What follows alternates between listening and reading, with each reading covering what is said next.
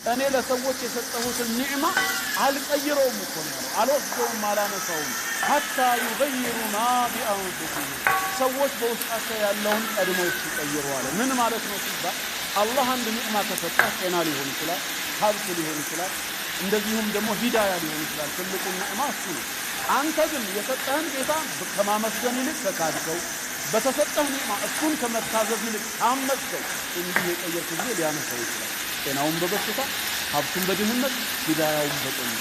አንተ ግን ካልቀየርክስ በተሰጠህ አመስጋኝ ሆነ እሱ በሚወደው መንገድ የምትገለገልበት ሆነ መቼም አልቀየርም ማለት ታዲያ እነዚህ ልባቸው የተዘጉ ሰዎች ለምን ተለወጣችሁበት ከነሱ በኩል አመስጋኝነት ታዛዥነት ቀረ ከሃዲነትና አመፀኝነት ነው የዛኔ ነው ማለት ግልጽ ነው እንጂ ጌታችን ላይ ራሱ እንዲያደረገ ቀድሞ ነገርኛ ማንነን እሱ እንዲህ ለምን ይሰራል ምን እንደ ሀዲስ አስተውል የራሱ ንግረት ነው ይታለ ነገር ግን